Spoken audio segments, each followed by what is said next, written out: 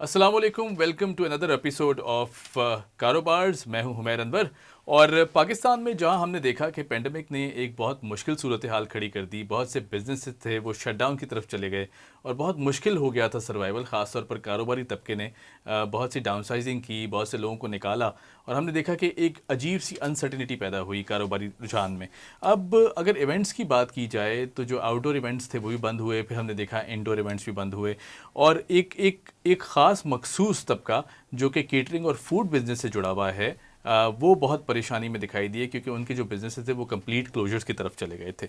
अब self sustainability किस हद तक करे इंसान, यकीनन बहुत मुश्किल काम है, क्योंकि अगर बिज़नेस नहीं आ रहा तो केटरिंग और फूड इंडस्ट्री ऐसी है कि जो डायरेक्टली जुड़ी हुई है। फिर शादी हॉल्स बंद हुए हमने देखा, क्योंकि ज़्यादातर बिज़नेस वहीं से आता है और ये बिल्कुल क्लोजर्स की तरफ चले गए। अब दोबारा रिवाइवल हुआ है, मगर उस तरह रिवाइवल क्या हुआ है, सवालिया निशान ये बनता है, यहाँ पे सवाल ये बनता है कि क्या दोबारा से इंडस्ट्री रिवाइव हो पाएगी उस तरह जिस तरह रिवाइव की थी, क्योंकि एसओपीज़ की मद में रहते हुए टाइम स्पैन भी बहुत शॉर्ट है। लेकिन फिर बात दूसरी तरफ ये भी है कि ज़ाहिर शादियाँ भी अपनी जगह होती हैं, इवेंट्स भी अपनी जगह होते हैं, मगर क्या इम्पैक्ट किया, क्या चैलेंजेस रहे ड्यूरिंग पेंडेमिक और किस तरह दोबारा रिवाइवल किया, इस सब पर आज हम डिस्कशन करेंगे। हमें ज्वाइन किया है फ़ाहद मेमन, आप मेंबर मैनेजमेंट कमेटी हैं कराची मैरिज हॉल एसोसिएशन के, साथ साथ यंग एंटरप्रेन्योर हैं। फ़ाहद कैसे हैं आप? ठीक ठाक, आप ठीक हैं? जी अल्लाह का शुक्र। Thank you so much for joining us Fahadh. Fahadh ये बताइएगा कि जिस तरह हमने अभी जिक्र किया कि बहुत मुश्किल हो गई थी, एक सूरत हाल पैदा हो गई थी, पेंडेमिक आया, फिर सब कुछ बंद हो गया और बड़ी बड़ी एक यूनिक और बड़ी नई सिचुएशन थी हम सब के लिए, क्योंकि हम लोग तैयार नहीं थे इसके लिए। दुनिया में ये पहले आया, फिर पाकिस्तान में आया और जिस तरह क्लोजर्स हुए, स्कूल्स बंद हुए, दीगर इदारे बंद हुए, फिर हमने देखा कि जो ख़ास तौर पे वो बिज़नेसेस हैं जो डायरेक्टली आवाम से जुड़े हुए थे, जो आउटडोर बिज़नेसेस थे वो भी बंद हुए। अब केटरिंग और इवेंट मैनेजमेंट ये ऐसे बिज़नेसेस थे, ख़ास तौर पर फूड का जो कारोबार था केटरिंग का, ये शटडाउन की तरफ चला गया, कंप्लीट शटडाउन, क्योंकि इवेंट्स बंद हो गए थे। किस तरह सर्वाइवल किया ड्यूरिंग ऑल दिस टेन्योर?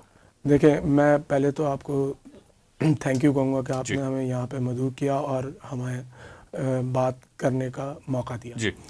देखें, इसका सबसे पहले तो मैं आपको ये बताना चाहूँगा कि जिस टाइम लॉकडाउन लगाया इन्होंने 14 मार्च को जी, ये बिज़नेस मैरिज हॉल्स और केटरिंग का बिज़नेस वाहिद बिज़नेस था जो वेरी फर्स्ट डे हमें क्लोज़ किया गया और एट वेरी लास्ट इन्होंने हमें खोला गया। बिल्कुल। इस दरमियान किस तरह हमने सर्वाइवल किया, हमारे लोगों ने सर्वाइवल किया। बट यहाँ मैं ये बात कहूँगा कि सिंध हुकूमत ने भी सबसे पहला इनिशिएटिव पूरे पाकिस्तान में लिया था जब पहला कोविड की लहर आई थी और हमें सबसे पहले इजाज़त दी गई थी कराची को इवेंट्स करने की। ठीक है। और किस तरह हमने सर्वाइवल किया वो तो बस हम जानते हैं, हमारी लेबर जानती है, हमारा स्टाफ जानता है।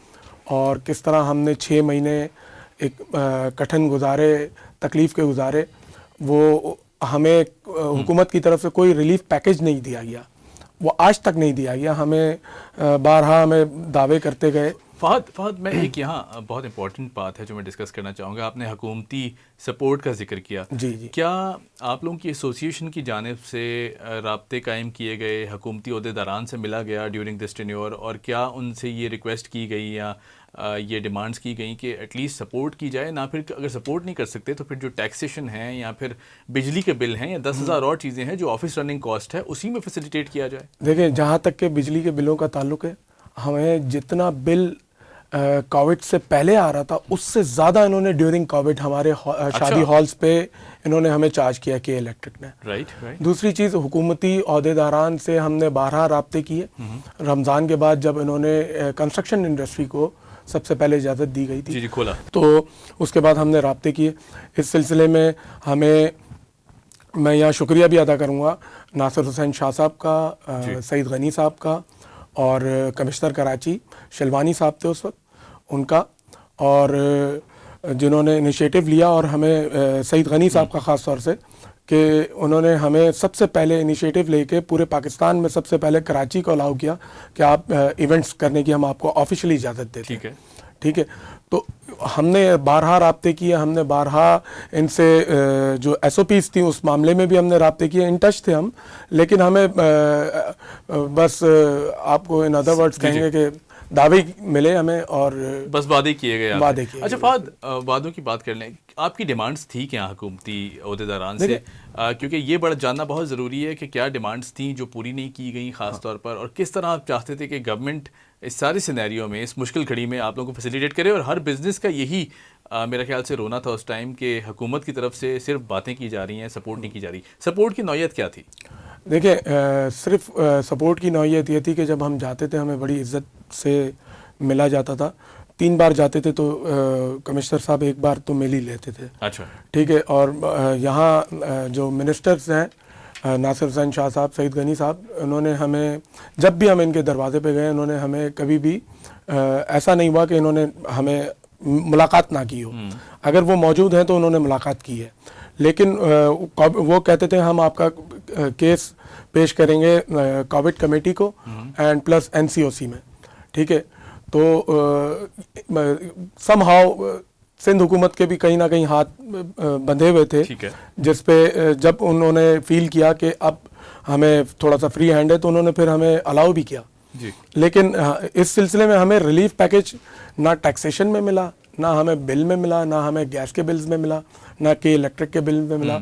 और बाकायदा हमें ओवर बिलिंग भी हमने पे की है। और उसके बाद जब हमारा शादी हॉल्स को अलाउ कर दिया गया, उसके बाद हमारे शादी हॉल मालकान ने लाखों रुपए के चालान भी पे किए हैं इनको कि आपने एसओपीज फॉलो नहीं किए। जी सही। अच्छा फहद, चलिए ये तो बात होगी ड्यूरिंग कोविड, हमने देखा कि ज़ाहिर है बहुत मुश्किल घड़ी थी। खुदा का शुक्र है कि कुछ नॉर्मलसी की तरफ अब जाते हुए दिखाई देते हैं हालात। अच्छा, अगर इस कारोबार की इन डेप्थ में जाएं, इसको स्टडी करें, तो क्या इसको शुरू करना कोई महंगा अमल है? क्योंकि अगर कोई यंग एंटरप्रेन्योर आगे आता है, स्क्रैच से स्टार्ट करता है, ज़ीरो से स्टार्ट करता है, क्या इसको शुरू करना एक मुश्किल काम है? क्योंकि बहुत सी चीज़ें आई थिंक साइमल्टेनियसली इसमें जुड़ी हुई होती हैं, बहुत से फैक्टर्स साइमल्टेनियसली जुड़े हुए होते हैं। किसी एक इदारे या एक शख्स से बात नहीं करनी, हुकूमती इदारों से परमिशंस भी लेनी हैं, क्लाइंट सर्विसिंग भी करनी है, और भी बहुत सी चीज़ें शामिल हैं। तो क्या ये मुश्किल काम है? मनी टेकिंग है, मतलब बहुत सी पैसे इन्वॉल्व हैं? देखिए, ये फुल टाइम जॉब है, ठीक है। ये टाइम कंज्यूमिंग जॉब है। और ये जो मैं समझता हूँ, जो मैंने इतने सालों में इस काम से सीखा है, 18 आवर्स जॉब मिनिमम है ये। ठीक है। ये हमें आज का इवेंट तो देखना होता है जो आज चल रहा है, हमें कल के इवेंट की भी तैयारियां करनी, आने वाले इवेंट्स की भी प्लानिंग करनी होती है। ठीक है। और उसकी परचेजिंग करनी होती है। जाहिर है हम 2 दिन पहले तो मटन और बीफ और चिकन तो नहीं लेंगे, हम तो फ्रेश लेंगे।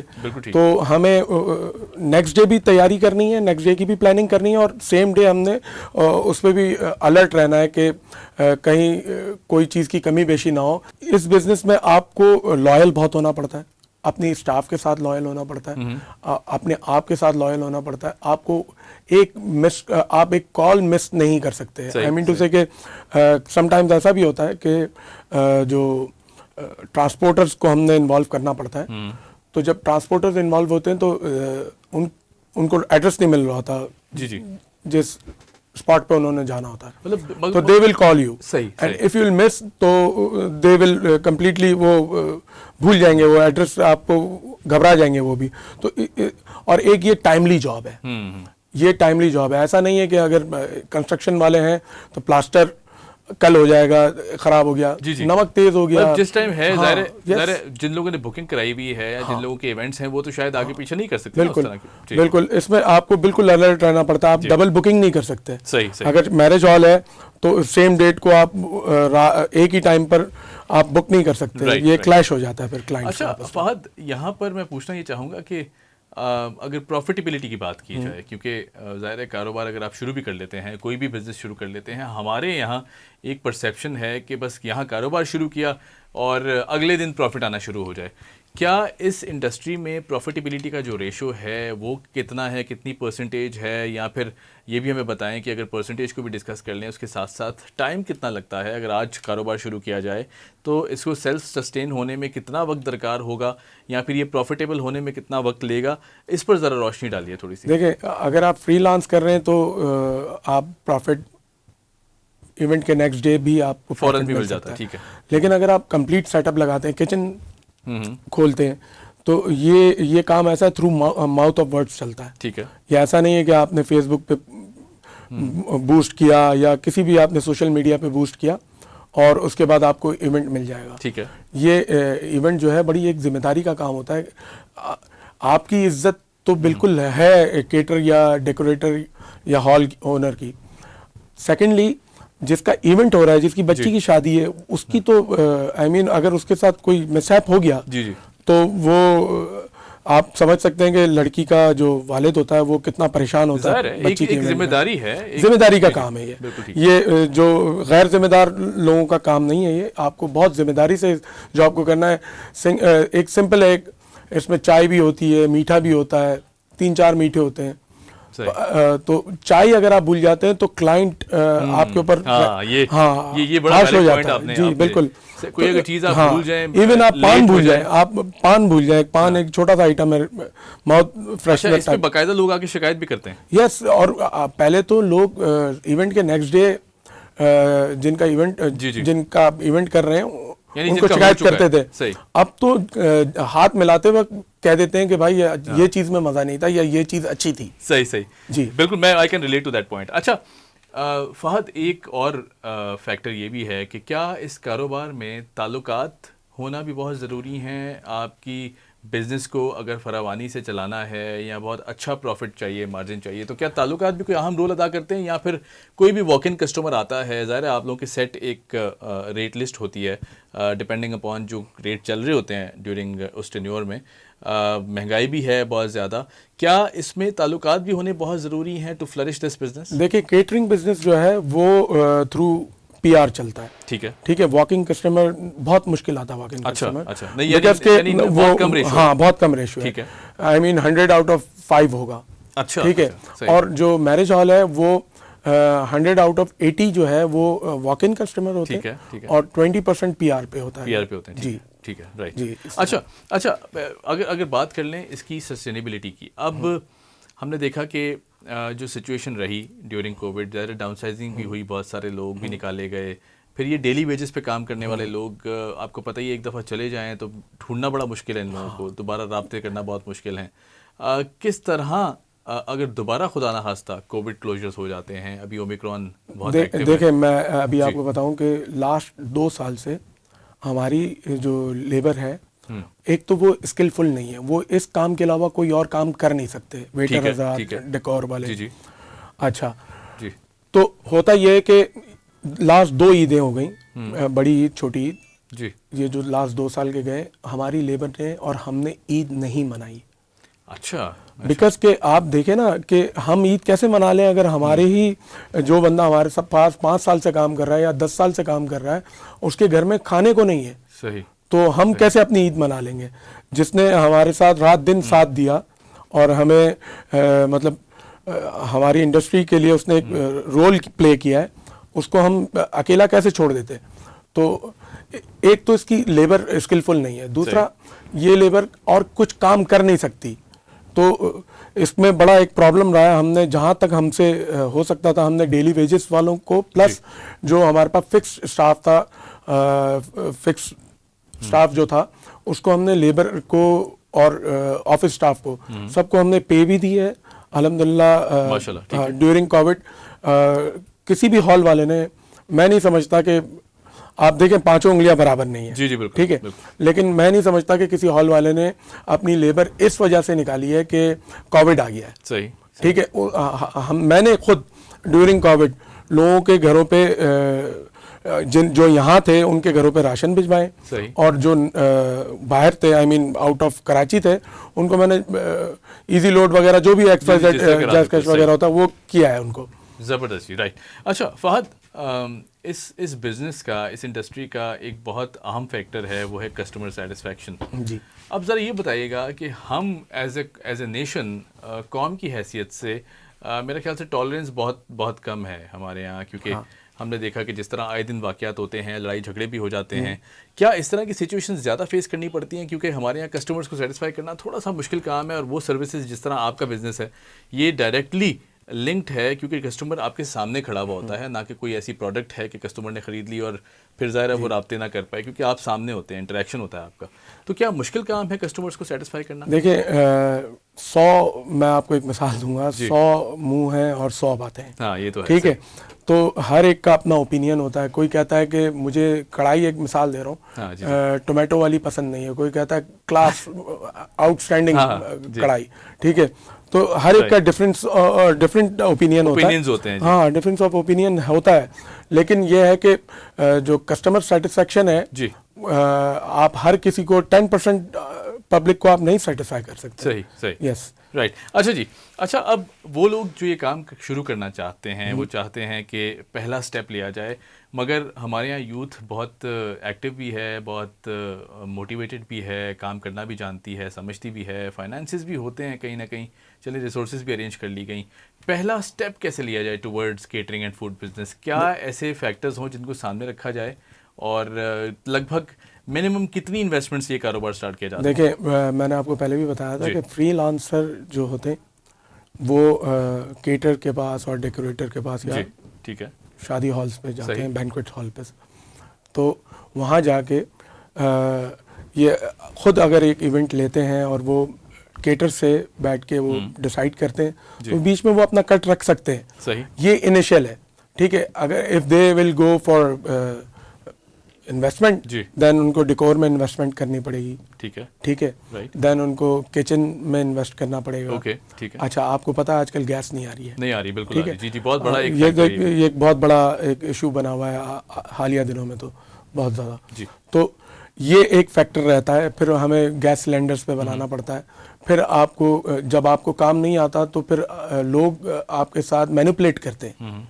ठीक है ना, चाहे स्टाफ हो, चाहे लेबर हो, कोई भी हो, वो फिर जब आपको काम नहीं आता तो वो आपको काम सिखाते हैं। हाँ, तो मतलब मार पड़ती है। तो मैं उनको ये मशवरा दूंगा कि either don't go for investment. ठीक है, उनको जाना चाहिए फ्रीलांसर जाना चाहिए। ठीक है। और जो वेल नोन केटर्स हैं उनके पास जाएं और उनसे रेट डिसाइड करें, और जो क्लाइंट को रेट देना उसमें अपना कट रख सकते हैं। अच्छा, ये मतलब ये कमीशन बेस्ड? ये नहीं, कमीशन बेस्ड नहीं, वो अपना क्लाइंट खुद डील करते हैं यूजुअली। यानी अपना क्लाइंट लाएं, आपसे सर्विसेज लें। हाँ, हमसे सर्विसेज, मिडलमैन बनकर वो जो मर्जी चाहते हैं। राइट, बिल्कुल, पॉइंट वेल टेकन। अच्छा जी, अच्छा ये बताइएगा कि अब चैलेंजेस की अगर बात कर लें, अभी करंट सिनेरियो में फूड और केटरिंग का जो बिजनेस है, इसको क्या क्या चैलेंजेस का सामना है? क्योंकि महंगाई जो है ना, आप देख रहे हैं सबसे बड़ा एलिमेंट बन के सामने आ रहा है। आई थिंक मेरे ख्याल से प्रॉफिट मार्जिन्स काफ़ी सारे कारोबारों के जितने भी हैं उनके कम हो चुके हैं। देखें, सबसे पहले तो अगर किसी का कारोबार चल रहा होगा ना, तो वो 500, 600, 800 लोगों की गैदरिंग करेगा। अब 2 साल से किसी का कारोबार, एक तो पहली चीज़ था नहीं, ठीक है, तो उसने अब जो गैदरिंग है वो 200 लोगों की कर दी। सबसे पहले तो नंबर ऑफ गेस्ट क्वांटिटी कम हो गए। सही। सेकेंडली, इस वक्त महंगाई 40% बढ़ चुकी है। जी। जहाँ जिंदा चिकन के रेट थे वो 120 थे या 140 थे, वहाँ 240, 250, 270 तक भी गए। तकरीबन डबल हो चुके हैं। सही। अच्छा, इसी तरह राइस के, इसी तरह आटे के, इन चीज़ों में फ़र्क आया, तो रेट्स बढ़ गए। अब क्लाइंट जो साल, 1.5 साल, 2 साल पहले जिसने हमसे इवेंट कराया होता है, वो एकदम से कहता है भाई इतने रेट कैसे बढ़ गए। हाँ, वो दिमाग में वही एक परसेप्शन, हाँ, वही परसेप्शन होता है कि मैंने, मतलब उसके जहन में होता है मैंने 500 वाला मेन्यू जो है वो 550 में ले लूंगा। सही सही, ठीक है, लेकिन वो 500 वाला मेन्यू वो 650 क्रॉस कर चुका है। इतना फर्क आ चुका है। सही। अच्छा, ये आपने बताया, अब ज़ाहिर महंगाई तो अपनी जगह है, क्योंकि अभी खान साहब ने ये भी कहा कि कोशिश की जा रही है और अगले जो 15-20 दिन उन्होंने एक टाइम दिया था, वो भी शायद गुजर चुका है अब, लेकिन कहा यह जा रहा है कि सर्दियों के गुजरने के बाद कुछ हालात बेहतर होंगे और सिचुएशन कंट्रोल में आएगी, जो कि फरवरी और मार्च का टाइम दिया जा रहा है कि शायद महंगाई कुछ कंट्रोल में आ जाए। अब ये सारे फैक्टर्स तो अपनी जगह हैं, गैस की शॉर्टेज है, सप्लाई चेन का उस तरह अफेक्टिवली काम नहीं करना है, चीज़ों के रुक जाना है, फिर उसके बाद अवेलेबिलिटी के मसाइल हैं, लेबर के मसाइल हैं, और फिर अनसर्टिनिटी अपनी जगह मौजूद है। ओमिक्रॉन हमारे सरों पर ख़तरा मंडला रहा है, किसी भी टाइम हम सुन सकते हैं कि इस तरह की कोई ख़बर आ सकती है। अब इस सारी अनसर्टिनिटी में फ़हद, जो सस्टेनेबिलिटी है नए कारोबार की, वो किस तरह उसको देखते हैं, क्योंकि अगर कोई एंटरप्रेन्योर शुरू कर भी चुका है या करने का सोच रहा है, वो ज़ाहिर है परेशान हो जाएगा सारी सिचुएशन में, तो उसे किस तरह मोटिवेट किया जाए? सर देखें, उसको मोटिवेशन यूँ ही मिल सकता है कि वो एज अ मिडिल मैन अपना रोल प्ले करे, डोंट गो फॉर इन्वेस्टमेंट। अभी इन दिनों में मैं बचपन से देख रहा हूँ कि महंगाई कम नहीं हुई है जी, बड़ी है, हमेशा बड़ी है जी। ठीक है, ये तो आप एक सियासी लॉलीपॉप है ना जी जी। कि आप दे देते हैं कि महंगाई कम हो जाएगी, लेकिन अगर आप ऑन पेपर्स बात करते तो मैंने अपनी लाइफ में नहीं देखा कि महंगाई कम हुई हो। महंगाई मतलब प्राइसेस बढ़े ही हैं हर चीज़ के जी। और ये पूरी दुनिया में महंगाई हुई है, सिर्फ पाकिस्तान में नहीं हुई है जी जी। बट समहाउ इनको इन्फ्लेशन को कंट्रोल करना पड़ेगा, अदरवाइज जो इन्वेस्टर तबका है या इन्वेस्टमेंट करने वाले लोग हैं वो इन्वेस्टमेंट नहीं करेंगे तो इन्फ्लेशन तो बढ़ेगा। सही। अच्छा, अब एक परसेप्शन ये भी है कि ये प्रोफेशन बड़ा थैंकलेस प्रोफेशन माना जाता है। आपकी एफर्ट्स, आपकी सारी चीज़ें जो आप जिस तरह दिन रात एक करते हैं, शायद मेरे ख्याल से उस तरह क्लाइंट सर्विसिंग या क्लाइंट जो सर्विसिंग की मद में जितना टाइम आप देते हैं, शायद उस तरह क्लाइंट ये रियलाइज़ नहीं करता और फ़ौरन कोई भी बात कह दी जाती है, मुंह पे कोई बात कह दी जाती है, पर्दे का दूसरा रुख नहीं देखा जाता, तस्वीर का दूसरा एंगल नहीं देखा जाता। क्या ऐसा है, ये परसेप्शन दुरुस्त है? देखें, पाँचों उंगलियां बराबर नहीं जी। और जैसे थोड़े से बुरे लोग होते हैं वैसे अच्छे लोग भी हैं। सही। और अच्छे लोग जो हैं वो बहुत अच्छे हैं, वो रियलाइज़ करते हैं। अभी मैंने कुछ दिनों पहले इवेंट किया है तो मतलब वो थैंक यू से थक नहीं रहे थे उनके, मतलब इवेंट्स हमने काफ़ी किए तो वो थैंक यू से थक नहीं रहे थे बिकॉज के दे रियलाइज के मतलब कितनी एफर्ट्स हमने की हैं उसमें इवेंट करने के लिए। तो ऐसा नहीं है कि लोग थैंकलेस जॉब बिल्कुल है, बट कुछ अच्छे लोग भी हैं कराची में, पाकिस्तान में, जो आपको अप्रिशिएट भी करते हैं। अच्छा फ़ाद, कोई इंटरेस्टिंग वाक़या शेयर करें हमारे देखने वाले लोगों को, कि हम चाहते हैं कि अवेयरनेस भी आए और थोड़ा सबक भी हासिल हो। कोई इंटरेस्टिंग वाक़या अगर आपके जहन में रह गया हो रिगार्डिंग योर बिजनेस, या फिर शुरुआत में कोई इस तरह का वाक़या जो जिसने आपको थोड़ा सा ट्रिगर किया हो कि चले मैंने अपनी स्ट्रैटेजी को थोड़ा सा बदलना है? देखिए, मैं आपको एक वाक़या सुनाता हूँ। मेरी एज थी उस वक्त 18-19 ईयर्स। अच्छा, काफ़ी यंग था। सही। तो मेरे फादर ने मुझसे कहा कि एक इवेंट है जी, वहाँ आप चले जाएं। मैं मुस्लिम जिमखाना में एक इवेंट प्लेस थी, वहाँ चला गया। अच्छा, ठीक है। तो थोड़ी देर हुई, उन्होंने कहा इतने बजे, उस वक्त खाना बहुत लेट खुलता था, 11:30 पौने 12 का उन्होंने टाइम फ्रेम नहीं था कोई बंद करने का। सही। तो उन्होंने हमसे जो टाइम कहा, हमने कहा हम रेडी हैं। उसने बोला खाना बुफेट खोल दें जेंट्स में, लेडीज जेंट्स में पर्दा था। अच्छा। तो थोड़ी देर भी, खाना खुलने के 5 मिनट बाद ना, तो थोड़ी सी मुझे लगा कि नोक झोंक चल रही है लड़की वालों में, लड़के वालों। अच्छा, तो मैंने थोड़ा सा दूर से सुना उस चीज़ को, तो रियलाइज़ किया। फिर मैंने अपने फादर को, क्योंकि मैं उस वक्त इतना वो नहीं था, आई मीन टू से के पावर में नहीं था, तो मैंने अपने फादर को फ़ोन किया। मैंने कहा ऐसे ऐसे मसला है, वो थोड़े से परेशान है जी।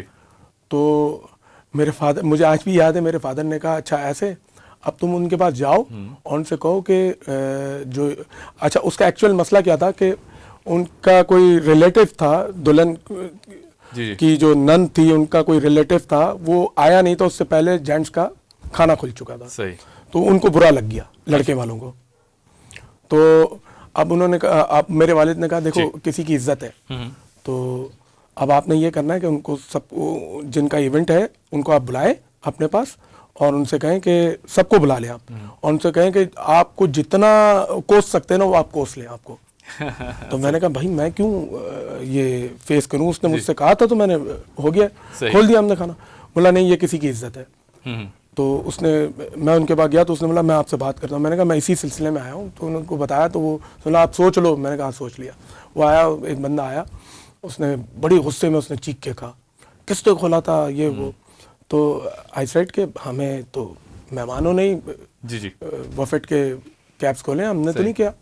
तो समहाउ वो मैंने खुद अपने ऊपर लेके और उस मामले को रफा दफा करवाया। सही। तो ऐसे मामलात भी हमने देखे और लोगों के मेहंदी में अल्लाह रहम करे, बच्चों में आपस में झगड़े में रिश्ते टूटते हुए भी हमने देखे। ये मेरे आंखों देखा हाल है। सही। हाँ, यानी बहुत जैसे हाँ, थोड़ी सी सिचुएशन होती है ऐसे मौके पे। देखें, वो हर 5 उंगलियां बराबर नहीं है। थोड़ी लिटरेसी उस वक्त बहुत ज़्यादा थी, अब तो ये चीज़ें आप समझ लें कि 1000 में अगर एक बार हो जाए तो मैं नहीं समझता कि सही। हो जाए 1000 में भी। अच्छा फहद, टेक्नोलॉजी के एडवांसमेंट के बाद अब केटरिंग और ये जो शादी हॉल्स और इनका जो बिजनेस है, क्या इसमें कोई टेक्नोलॉजिकल एडवांसमेंट आई है, कुछ बेहतरी आई है, टेक्नोलॉजी का इस्तेमाल किया जाता है इसमें as compare to old times? क्या कहेंगे इस हवाले से कुछ? सर देखें, पहले तो ओपन हॉल्स थे, अब बैंक्वेट्स हो गए, जी। एयर कंडीशन हो गए। एयर कंडीशन में भी आपके पास चॉइसेस आ गई हैं, chairs, different types of chairs आ गए हैं। ऐसे चेयर्स हैं, एक्रेलिक चेयर्स हैं, आयरन चेयर्स हैं, मतलब एक क्वांटिटी है आपके पास, एक आपको सिलेक्शन है आपके पास जी। उसके बाद फिर आपको एसएमडीज आप देखते हैं कि हाँ, मैं इसी तरफ आ रहा था। ये एसएमडी वॉल्स का इस्तेमाल बढ़ गया क्या? बहुत बढ़ गया है। अच्छा। अब तो लास्ट 5 ईयर्स से तो बहुत ज़्यादा बढ़ चुका है। ठीक है। अच्छा बात, मेरे जहन में एक सवाल ट्रिगर कर रहा है, क्योंकि आपने फ्रीलांसर्स का भी जिक्र किया, हम डिस्कशन भी कर रहे थे अभी। ये प्रॉफिट का जो मार्जिन है, प्रॉफिटेबिलिटी का, ज़रा वो भी बताएं कि अगर एक शख्स कोई फ्रीलांस करता है आगे किसी भी रिनाउंड केटरिंग, कंस्ट्रक्शन आज मेरे मुंह पे चढ़ा हुआ है, केटरिंग कंपनी के साथ आता है, तो प्रॉफिटेबिलिटी का मार्जिन कितना है, कितने परसेंटेज प्रॉफिटेबल जो है ना वो प्रॉफिट घर लेके जा सकता है? देखिए, ये डिपेंड करता है कि उसके रिलेशन केटर के साथ या डेकोरेटर के साथ इसमें भी ताल्लुकात की वो जी है। जी जी सही, ठीक और है। कितना बिजनेस वो ला रहा है। इफ़ ही इज़ न्यू, ही और शी, तो उसको प्रॉफिट मार्जिन में थोड़ा 40-60 का फ़र्क आता है, उसके बाद 50-50 हो जाता है। ठीक है। बट ये डिपेंड करता है कि वो कितना बिजनेस उसके साथ मर्ज कर रहा है, ये डिपेंड करता है। राइट। क्योंकि कुछ लोगों का होता है कि एक चीज़ उससे ले लिया, इससे ले लिया, तो उससे भी फर्क पड़ता है, वो चीज़ें महंगी पड़ जाती हैं। सही। आउटसोर्सिंग करने से चीज़ें महंगी नहीं, आउटसोर्सिंग अगर आप जगह जगह से आउटसोर्सिंग करेंगे, अच्छा, मतलब आप डिफरेंट लोगों से अगर चीज़ें जी जी जी जी तो वो महंगा पड़ता है। हाँ, वो आप कंप्लीट पैकेज करते हैं तो ऑब्वियसली आपको थोड़ा सा फ़र्क आ जाता है। ठीक है। अच्छा, अब चूँकि हमें यूथ भी देखता है हमारा, और वो तबका भी देखता है, क्योंकि हमारे प्रोग्राम का असल मकसद फैक्ट्स को सामने लाना है, आवाम तक पहुंचाना है, फिर जो अपना कारोबार शुरू करने वाले लोग हैं, हजरात हैं, हम चाहते हैं वो भी मुस्तफ़ीद हों और यहाँ से कुछ ना कुछ लेके जाएं। अब क्या टिप्स देंगे, चंद ऐसी टिप्स जो कि अगर फ्रीलांस भी करना चाहता है या अपना कारोबार शुरू करना चाहता है, तो उसको कौन सी टिप्स हैं जो आप हमारे प्लेटफॉर्म से देना चाहेंगे? देखें, सबसे पहले तो नाप तोल में फ़र्क ना करें। ज़बरदस्त, ठीक है, जो हमारा मज़हब भी हमें सिखाता है। जो मैं आपको बात कर रहा था ना, क्वालिटी, क्वांटिटी, सर्विस और कमिटमेंट। हाँ, कमिटमेंट, राइट, कमिटमेंट, सही। ये बिजनेस चार पिलर्स पे स्टैंड करता है। ठीक है। Quality, quantity and commitment. सही। ठीक है, जो कमिटमेंट आप कर रहे हैं ना क्लाइंट से, वो उस कमिटमेंट पे आपने पूरा उतरना है, पहली चीज़। ठीक है। दूसरी चीज़, जो क्वांटिटी रिक्वायर्ड है, आपने वो क्वांटिटी उससे कम नहीं देना, उससे ज़्यादा देना है। ठीक है। तीसरी चीज़, सर्विस जो है, यहाँ पे हर इंसान जो है ना वो कहता है कि बस मुझे मुंह में निवाला चाहिए। हाँ जी। ठीक है, तो वो सर्विस में। ठीक है। और क्वालिटी में आपने कॉम्प्रोमाइज़ नहीं करना। पांचवी चीज़ ये है कि यहाँ लोग जो है ना लेबर को बहुत ज़्यादा परेशान करते हैं जी, पेमेंट एक्सप्लॉइट करते हैं। सही। ठीक है, वो गरीब आदमी बेचारा, क्योंकि उसके पास सोर्स होती नहीं है, तो उसको लोग परेशान करते हैं। जिसने हमारे बिजनेस में, मैंने इतने सालों में देखा है, 20-25 साल में, जिस इंसान ने गरीब का पैसा खाया है जी, वो तबाह और बर्बाद हुआ है। सही। उसके पास कुछ भी नहीं है आज, उसका इवन अपना घर भी कुछ बाकी नहीं रहा, और आप जिनका उसने खाया है वो आज आबाद है। राइट जी, राइट।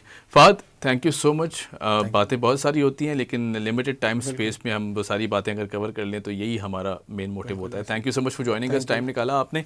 और जिस तरह केटरिंग और फूड बिज़नेस को हमने देखा कि दोबारा अब रिवाइवल की जानिब आ रहा है आफ्टर पेंडेमिक, लेकिन पूरी तरह रिवाइवल अभी भी शायद उस तरह नहीं हो पाया, क्योंकि SOPs की मद में औकात कार भी कम कर दिए गए हैं, टाइमिंग्स भी कम हो गई हैं। लेकिन फिर भी हमने देखा है कि किसी हद तक अब चूँकि ये हॉल्स का, ये केटरिंग का जो बिज़नेस है, ये कुछ बेहतर हुआ है। लेकिन इसमें सबसे बड़ी बात जो फ़हद ने की, वो बहुत अच्छी बात ये लगी मुझे कि कमिटमेंट बहुत ज़रूरी है। और फिर जो आपने कमिट कर दिया है अपने क्लाइंट सर्विसिंग की मद में, जो आपने कमिटमेंट कर दी है, उसे जब तक आप पूरा नहीं करेंगे तो मेरा नहीं ख्याल ये कारोबार सक्सेसफुल हो सकता है। ऑन दैट नोट हमें दीजिए इजाज़त। देखते रहिए टैलेंट न्यूज़। आपसे मुलाकात होगी अगले हफ्ते। खुदा हाफ़िज़।